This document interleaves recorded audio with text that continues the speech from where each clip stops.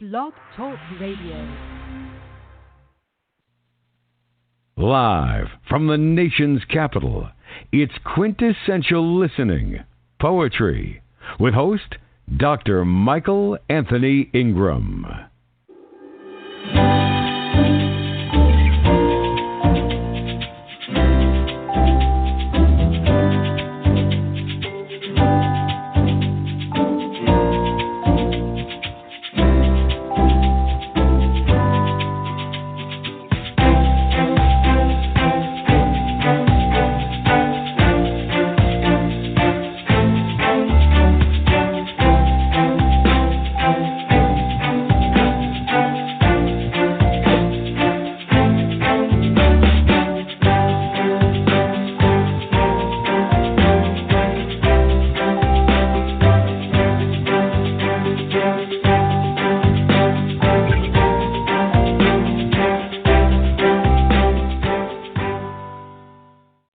Good evening, everyone. I'm Michael Anthony Ingram, and welcome to Quintessential Listening Poetry.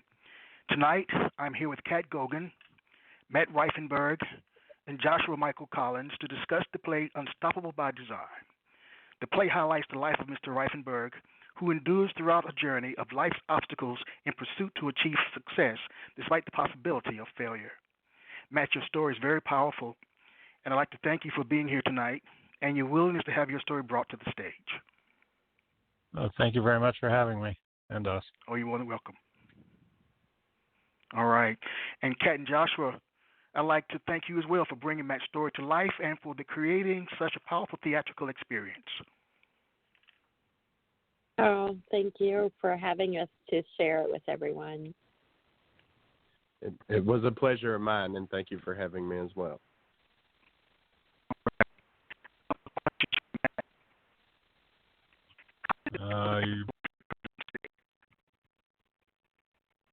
You're breaking up.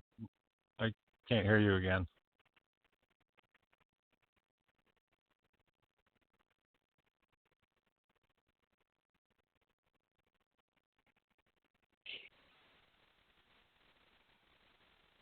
Hello? Yeah, you're. We're breaking up again. Yeah, a few technical difficulties, but we're all still here.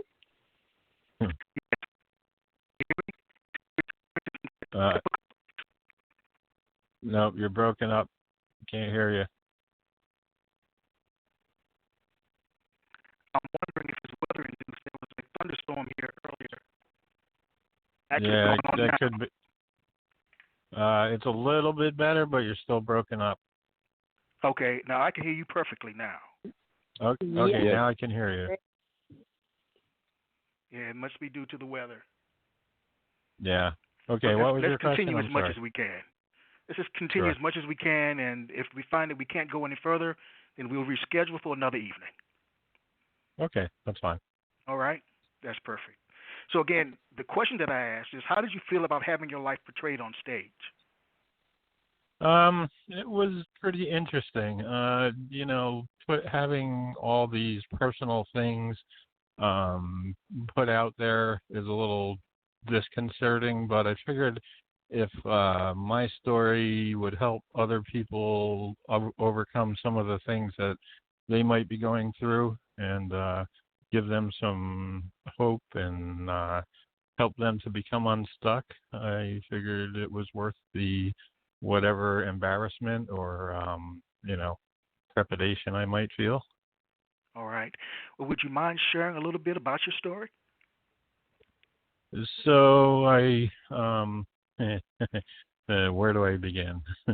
Where do you begin? So I quit school when I was 15. I just had no interest in going to school and being doing homework, and the whole academic thing was just not for me. So I decided to leave. It wasn't a very popular opinion with my mother, as you can imagine. So I did that and kind of bounced around doing different things. Painted houses, worked in a gas station, worked in an apartment complex, and that sort of thing until I was about, I'd say in my 20s, and then I ended up getting married to someone who ended up being having some addiction issues, and that was not a fun time in my life. And then we had a son together, and after 10 years, we divorced, and I ended up moving to Pennsylvania to because I had met another woman after we were divorced for about 2 years, and then I moved with her, got a job at a small biotech company, worked there for 8 years, and about I ended up getting laid off, and the same week I got laid off, I found out I had a brain tumor. Took about 8 months to get that taken care of. It was removed, and I recovered from that. Started working for another biotech company, and at some point I had gotten a message about a job at Cornell University, and I applied there as a joke, never thinking they'd call me because I know zero about particle physics, which is what they wanted. Which is what they wanted someone for. So I ended up getting the job, and it was pretty interesting because again, I hated school, and here I am working for an Ivy League university designing particle accelerators. So I did that for 5 years, and a magazine did an article about me, and a large engineering company somebody at the company read the article, and they contacted me about working on a large nuclear project, which I did for a couple of years. And now I work in Kentucky at the Bluegrass Army Depot, and I am helping to design a process to destroy the rest of the chemical weapons that the U.S. has in inventory. Oh, wow.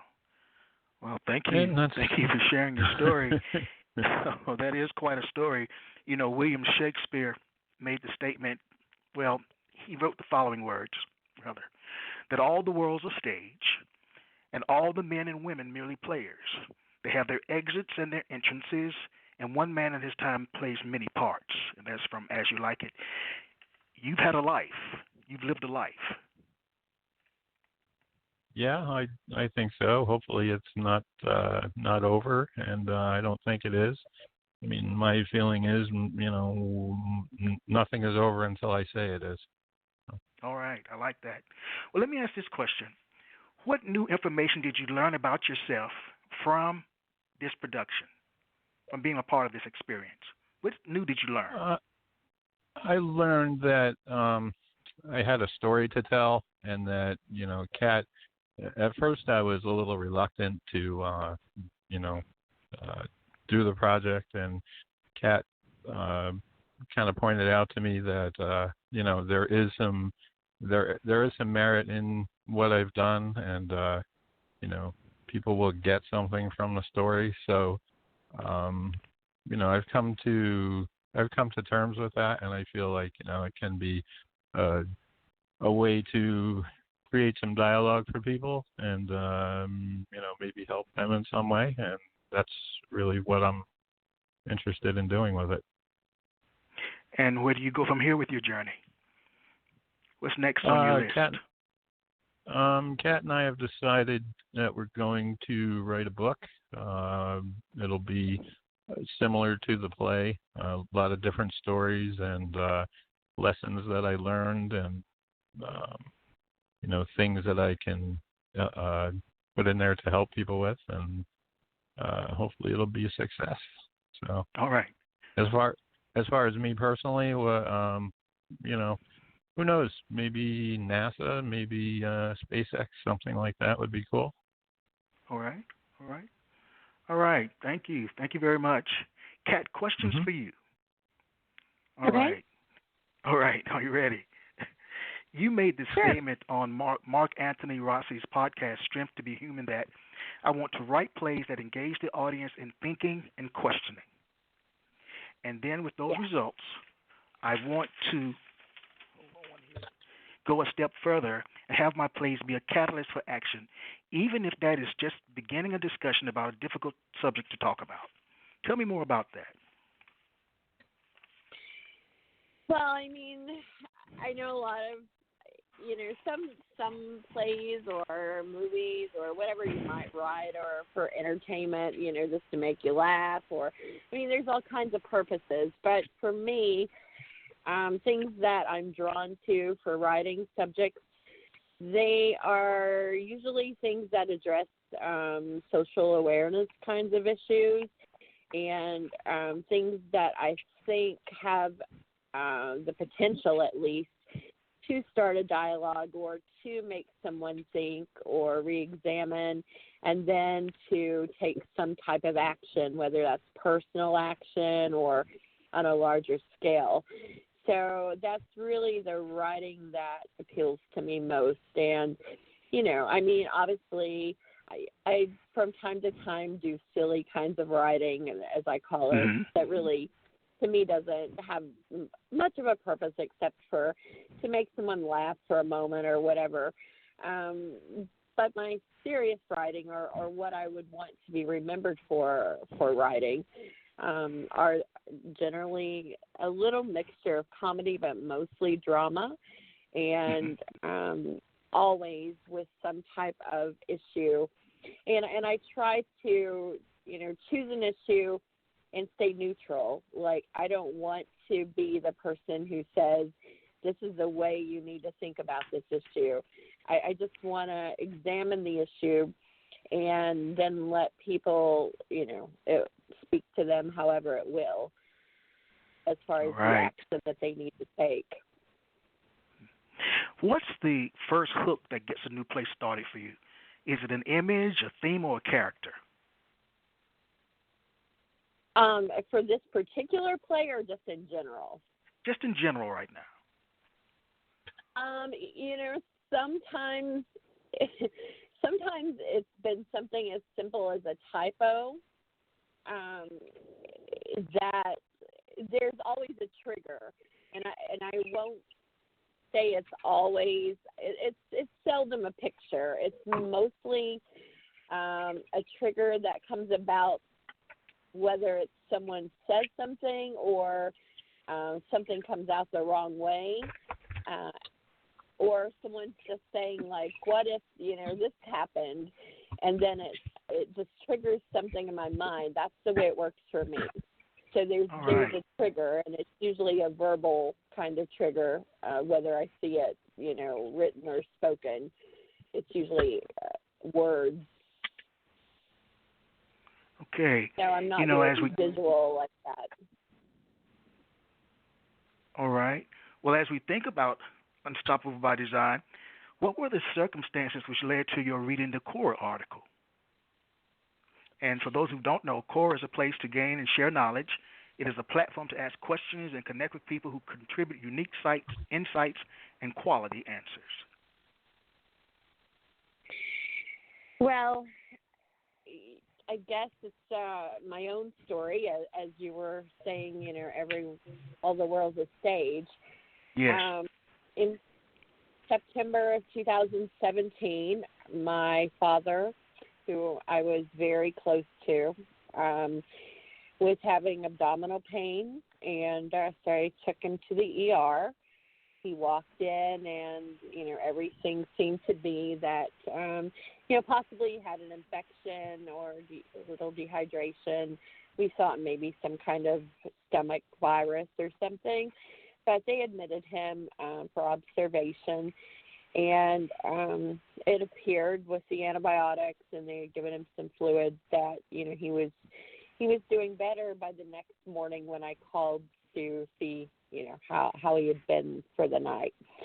And so we arrived. My mother and I arrived at the hospital that morning, and when we got there were people standing outside of his room, and they looked to be hospital workers. They told my mother that my dad had passed away just before we arrived. So from thinking it was a stomach virus to calling that morning and them saying he was doing well, to arriving and hearing the most awful news I could imagine, that he had passed away and that we weren't there and we didn't get to say goodbye or we didn't get to say anything. I was pretty hysterical. And, this had always, my dad had always, I guess maybe with all children, maybe there's one parent that you're more like or more, for whatever reason you click with. And for me, it was my dad always. So I didn't know what I would do. I thought I would die. I just really didn't think I could handle that news. And, so we stayed in the hallway, not knowing what to do. They were supposed to be looking for a room for us to go to try to calm down, but that never was found. And so about 30 minutes later, I see what appears to be my father being wheeled down the hallway in a wheelchair.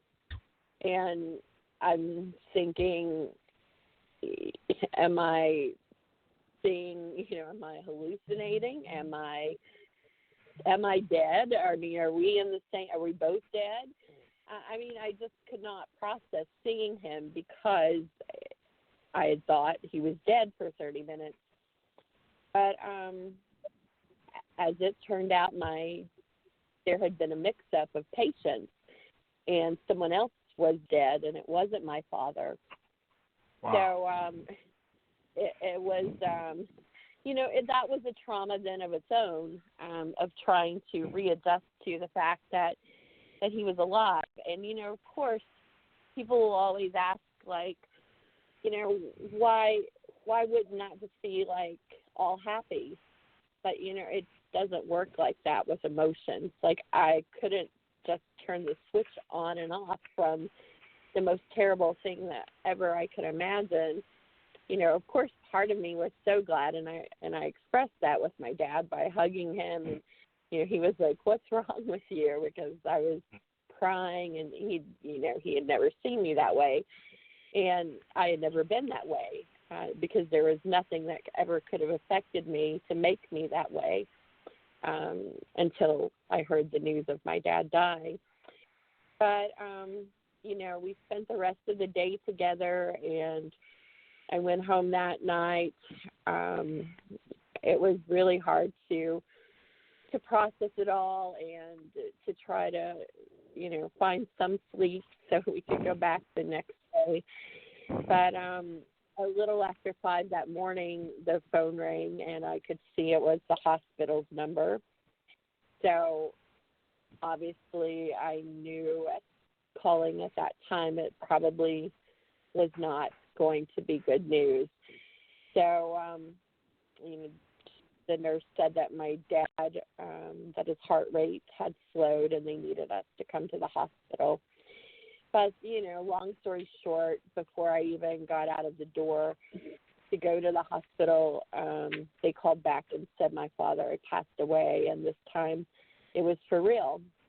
So, there's really just like a 12-hour span of my dad being, alive and then dead and then alive and dead. It was more than I could deal with, I think. And so from that would have been September to 22nd of 2017. And for a year, I was just pretty much in some kind of a depression and a daze. Like I was in life, but I was just existing. I wasn't a participant anymore in life. So that's what brought me to Cora that night, just basically doing mindless kinds of scrolling, which is basically all I had done. It was like I really thought life was over. I didn't think I would live, and since I didn't physically live, I didn't think mentally, that there was anything left for me after that happened with my dad. So that's what brought me there. And, there was, people have different opinions and thoughts on if things happen for a purpose or yes, if it's just all random. I believe I was meant to be at Cora and read the article and all the things that would follow. I feel they were designed to happen for me. But so, what ahead. was it about Matt's story in particular that stood out? Well, he was replying to a young person who was asking if their life was over because they weren't as far along in their career, not making as much money. They listed some things, and they were in their 20s, and just questioning if life was over. And, I'm thinking, no, your life's not over. My life's over. I've lost my dad 2 times here, and, I'm the one that's like life is over for. So, I wasn't really that sympathetic to the question being posed by the young person, which is odd for me because in general, I spent my life teaching. I love young people, but I just wasn't in that frame of mind. I wasn't capable of that right at the time. And so Matt had responded and outlined much of like what he outlined for you, only in a shortened version. There were just a few of the things that he had included. And so one of the things that stood out to me was that he got the job at Cornell, but he was a high school dropout. So being a high school teacher, that fascinated me because a lot of students I had over the years that dropped out, they really didn't find similar successes. So, that piqued my curiosity. And then, as I looked at it again, the compassion that Matt had shown in his answer, and that he had taken the time to reach out to this person in a kind way when, I was more angry as a person. The compassion struck me at that time. So, for whatever those triggers that I talk about her stories, I thought, if I could find out what led him to be successful, I think there's a story in that. Mm-hmm. So that's the trigger, and that's what led me to Cora. All right. What was that, Matt? What was that phone call like, the very first one that you received from Kat? Well, we talked by email first, and then we went to texting, and she asked a lot of questions, and probably 2 weeks later, she had told me that she needed to write a play for. I don't remember. It was she had to submit a play for something she was doing, and had decided she wanted to write something about me. And at first, I was like, okay.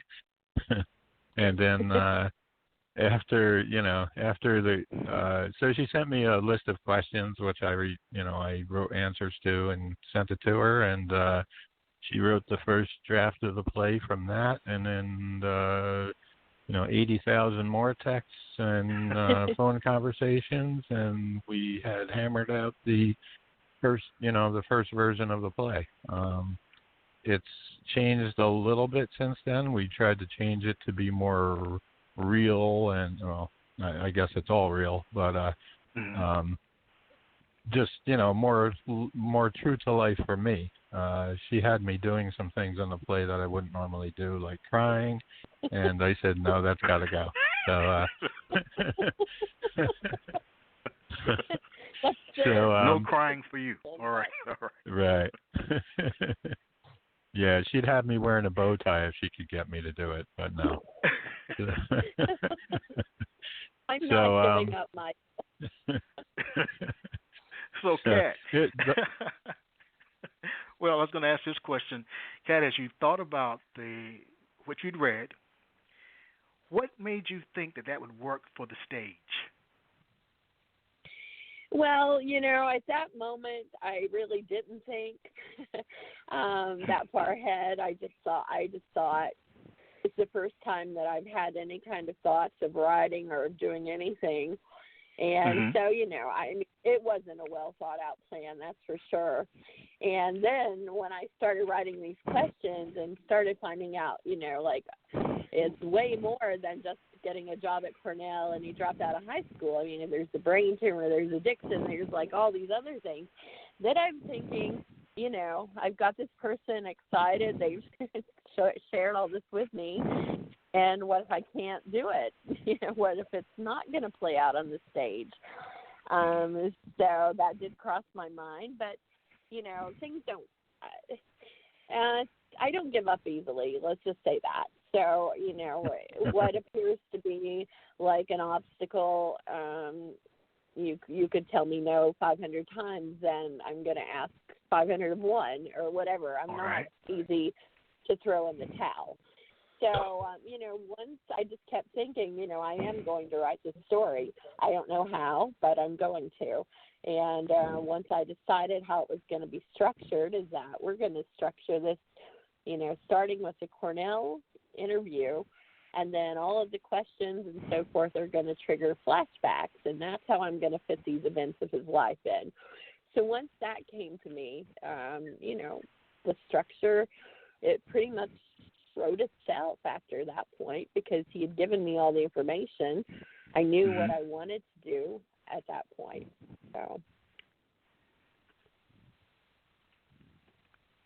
So the structure is primarily told in flashbacks.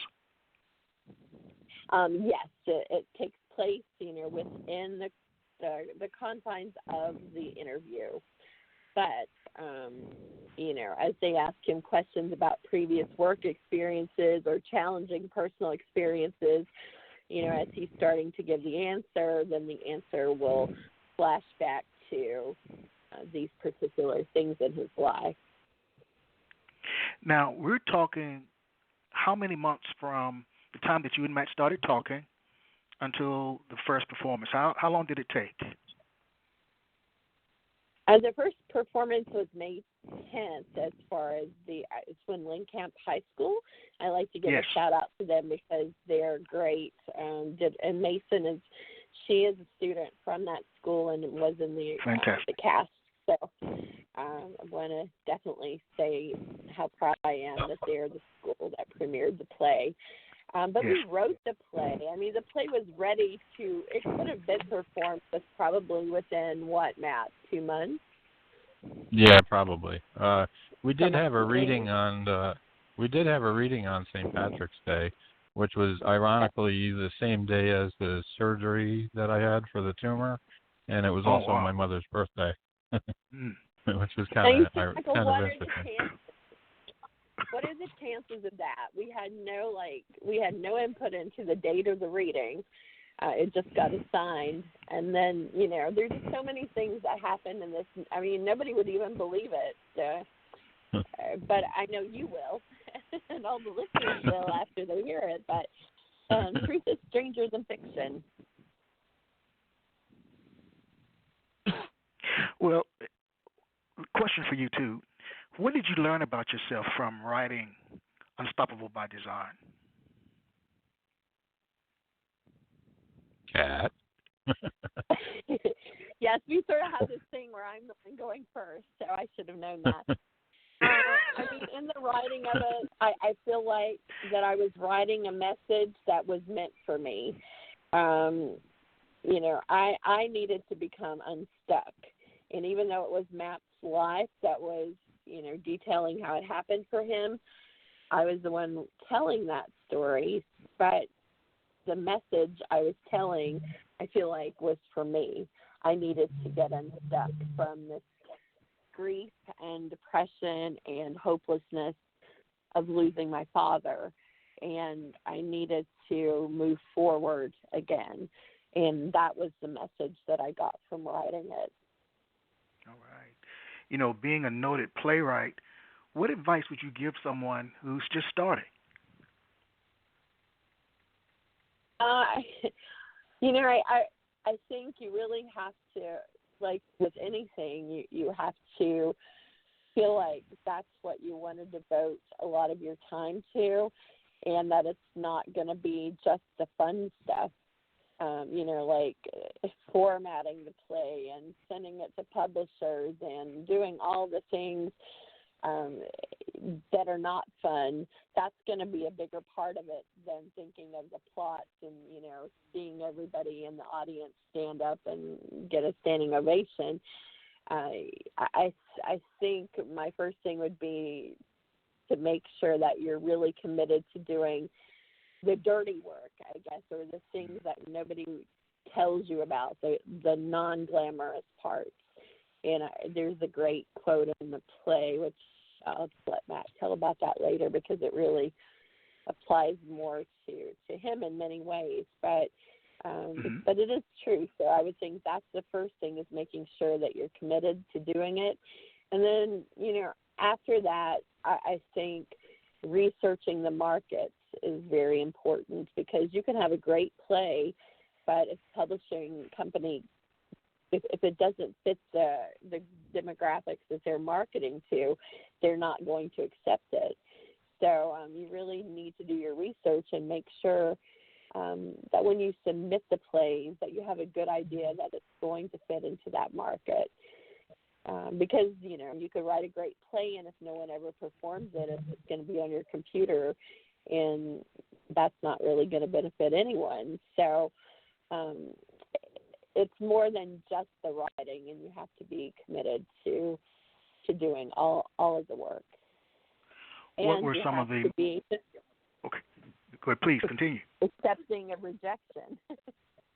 Oh, yeah, that's a big one. Going to say no. What were some of the major obstacles that needed to be overcome in terms of producing this particular play?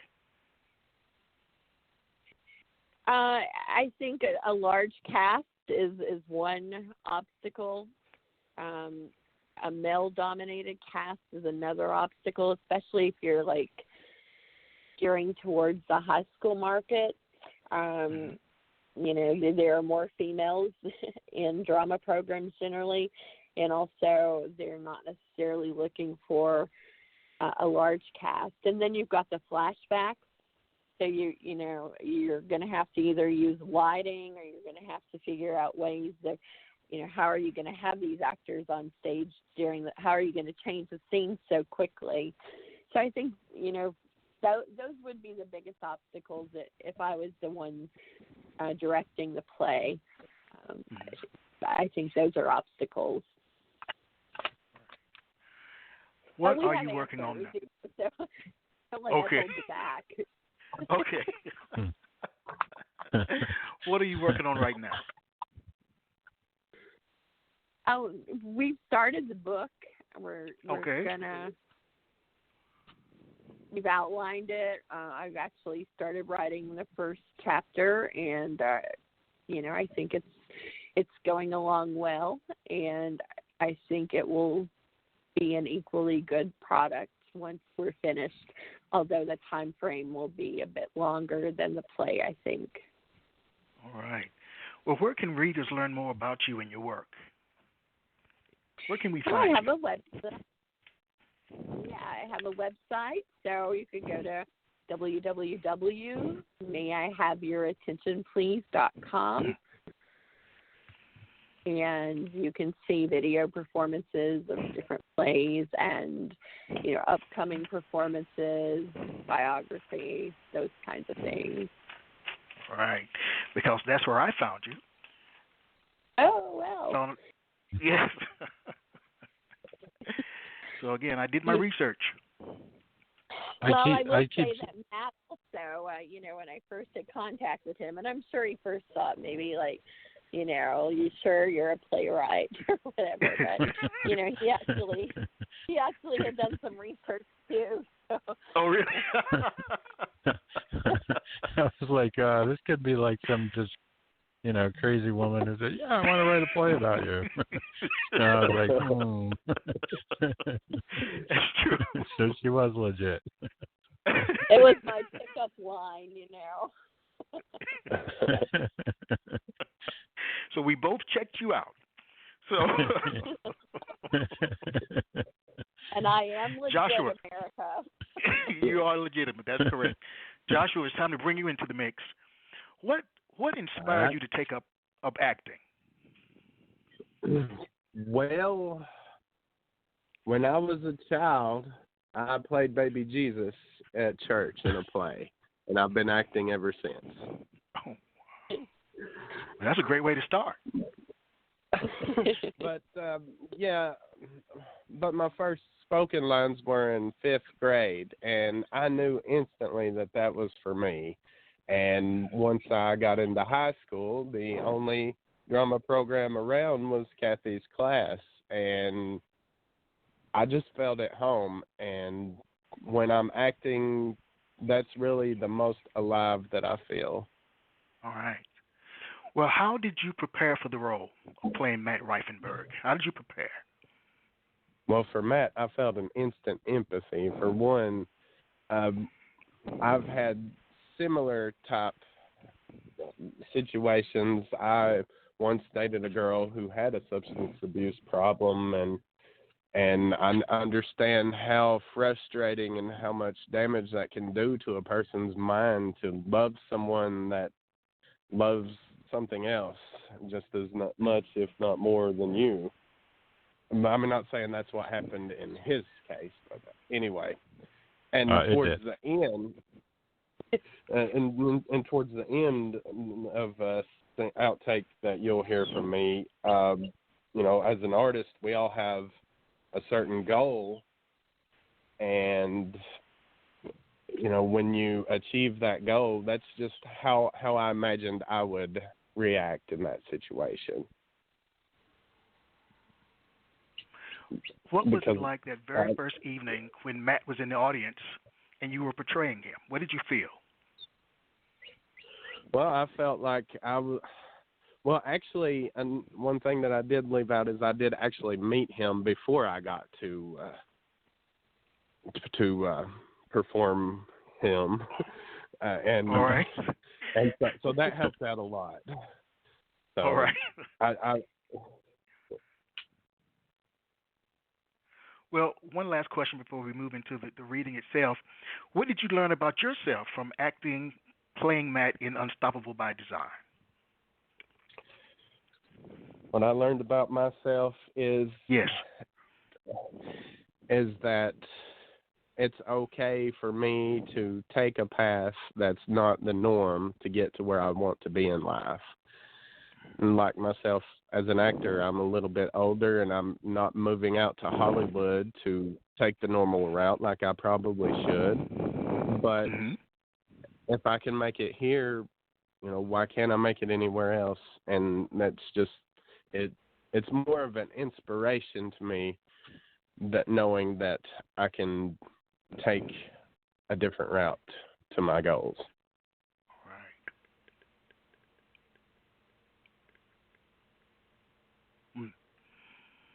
Very nicely stated. Very nicely stated. I think it's time for a reading. All right. Great.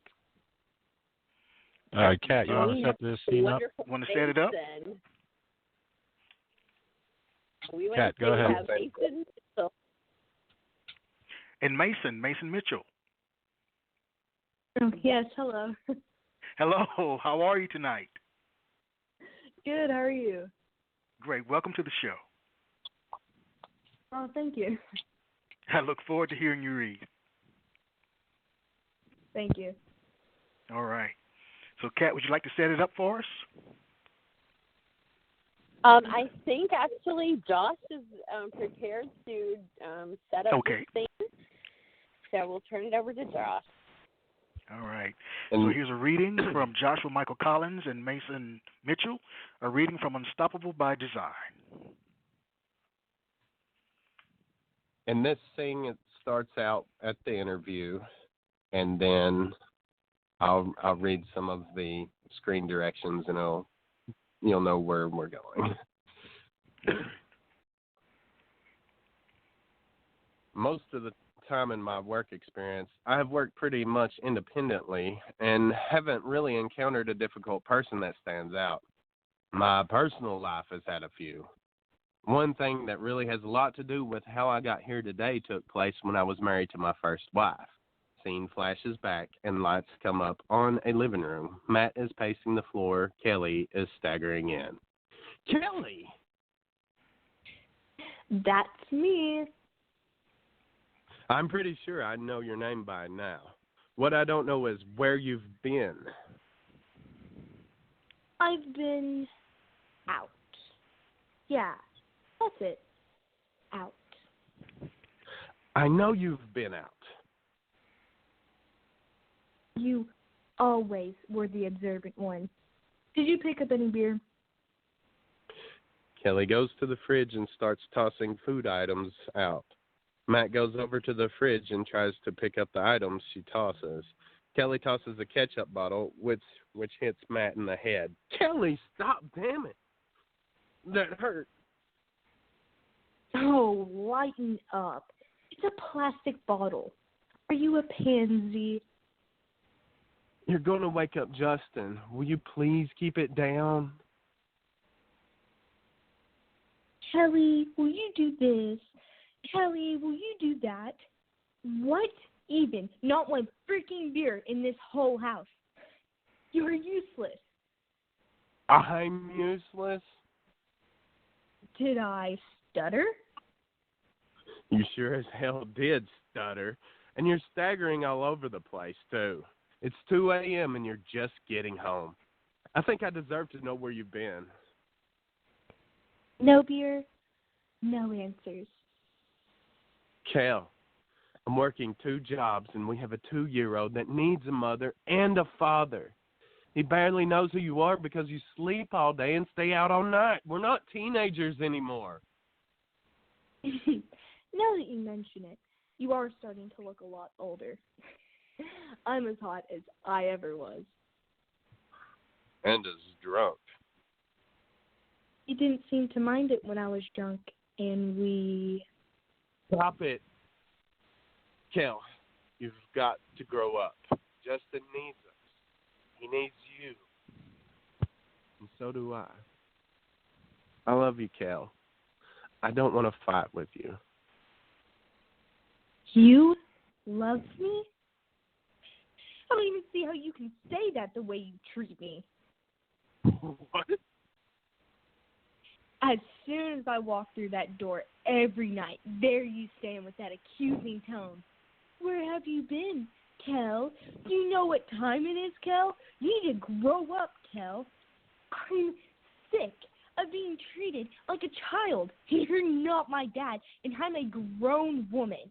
And I'm going to do whatever I want. Just calm down and talk about this. I mean, come on. Can't you see if I'm upset? No, I really can't. I was worried sick, not knowing where you are or if you're safe. What if something happened? I have no idea how to even reach. Oh, like what's going to happen? Hello, 911, where's my wife? Seriously, do you worry about these stupidest things? I'm stuck in this house all day. You're not. That's right, I'm not. I'm out busting my ass with my first job. And if I'm lucky, I can eat a bite of something before my second job. Then I get home, expecting my wife to be glad to see me. But instead, you're out the door, and I'm pacing the floors at 2 a.m. and watching the baby. I'll be lucky to sleep a couple of hours before I get up and start the damn cycle all over again. Oh, boo-hoo. Sometimes I don't know who the baby is. You or Justin. Stop. You always play the victim. No one asked you to work 2 jobs. No one asked me? Who do you think pays the bills, pays the rent, buys food? I'd love if I could just work a normal job and come home and be with you and Justin, but we're barely scraping by now. At least I graduated from high school. Well, by all means, take that high school diploma and start helping support this family. I could do a better job of it than you, that's for freaking sure. And we have beer. What's stopping you? Since we've been married, you've had 0 jobs. I have 2, and sometimes a part-time 3rd job just to stay afloat. All the money I do make, you just drink it away. If you can do so much better, why aren't you? Matt, you're a high school dropout. You're a maintenance man at a tennis club and work at a laundromat. You know who that's better than? Nobody. Remember when I met you in the bar and you said you liked me and I said that you might as well marry me? Yes, of course I remember. Biggest mistake of my life. Stop! That was really fast of you to say. You weren't anything when I met you, and you aren't anything now. You'll never be anything more than you are right now. And that's nothing. Get used to it. This is your life. And because I was so freaking stupid, it's my life too. Really? That's pretty funny coming from you. Matt sits down, saying not another word, just staring ahead into space. The lights dim and come up on the interview. That's the end of that scene, right? All right. Yes, good job, guys. Yeah, thank you very much. And that was great. Thank you. Are we ready to go to the second scene? Yes. Okay. And this one is the last monologue of the play. It is after Matt got the job at Cornell. And, let me just make sure that I don't have any noises interrupting, so if you don't mind, maybe about 30 seconds or less. I do apologize. Oh, no problem. Yeah, so, while you're doing that, Josh, this is the very last words, the last monologue of the play, and I really feel like it sums up the entire play or the message of the play, and that it's the last thing people will hear, and hopefully the thing that stays in the forefront of their mind as they leave from the play.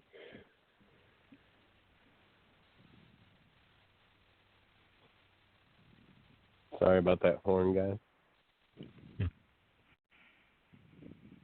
Okay, I'm back. All right. Are you ready for me now? Yes. All right. Well, I look at it like this. I can't change the past.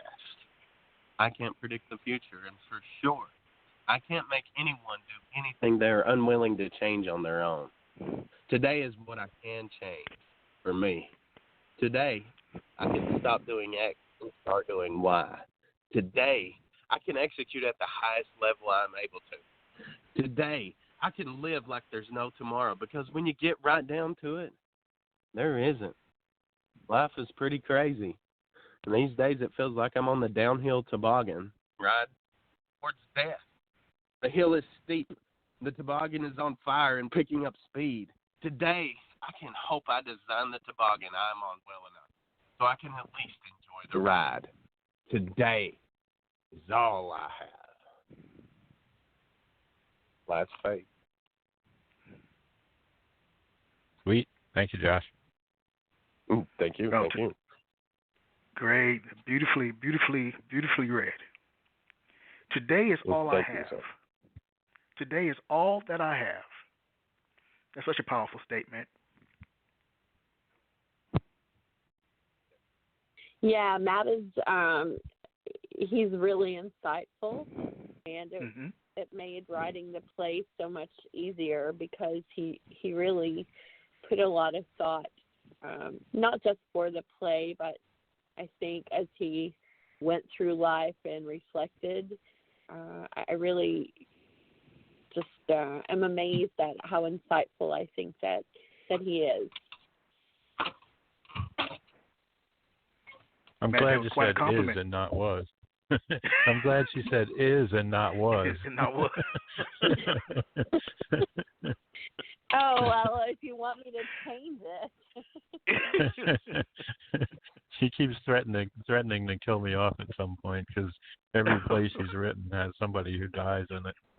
That's true. He is the only living survivor. So far. Dun, dun, dun. So far, yeah. So far. Well. Any further thoughts from you, Kat, for Matt, from Joshua Michael? Any further thoughts before we close out? I would like Matt to say the line that I wanted to use about the line, because I think that stuck with me, and I would like him to explain it. All right. So there is a line in the play. It says, "Everybody wants to be a lion until it's time to hunt," which to me means that everybody wants to be successful and, achieve their goals and stuff, but very few people are willing to do the work that it takes in order to do that. Sometimes you have to make really hard choices and, maybe unpopular opinions, or you may have to go against what someone wishes for you or wants you to do or thinks you should do or act in a certain way or whatever. My feeling is, life is short and, happiness is the most important thing, and your personal happiness has to come first. I know people who are struggling with different things. They might be influenced by friends or, even parents or things like that. And, you just have to be willing to make the hard choices. And, it may be unpopular for a while, but in the end, you'll be much better off because of making the choices for you and not to please someone else. So that's where what that line means to me.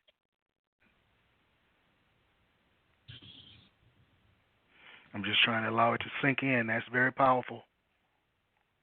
Thank you. I wish I had come up with it, but I heard it, I think the guy's name was Eric Thomas. Okay. I had read listened to a podcast from him, and that's where it came from. But in the context of my life, it's certainly helped. I generally do things as I see fit and live life my way.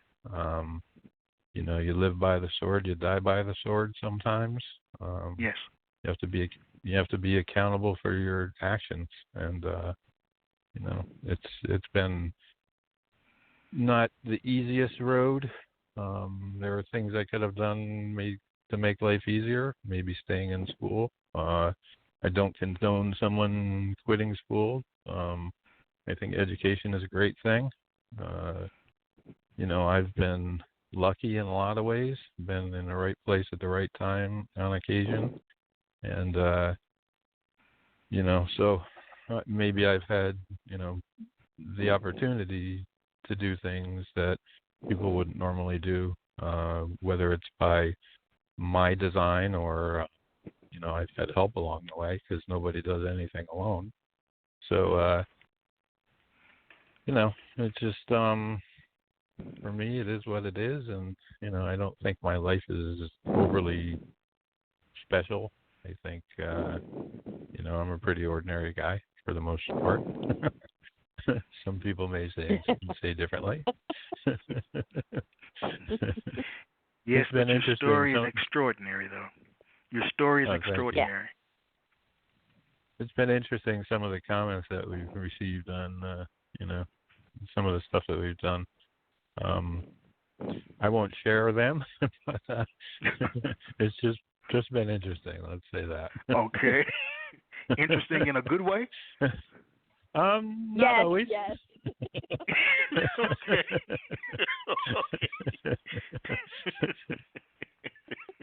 All right, there was a drunken asshole comment, but But there's always one or two of those around. Yes. Always one or two of those around. But there are none on the line tonight. That's the main thing. So that's what's good. most important. Kat, any concluding words from you?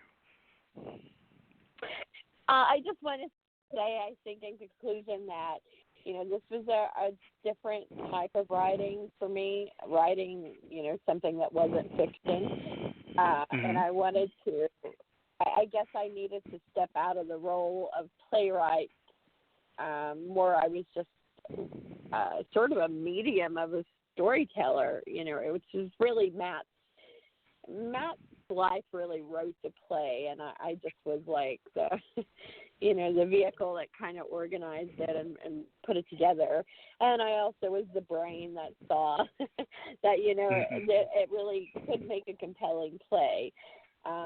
Later I think Matt, he came to see the value of it, but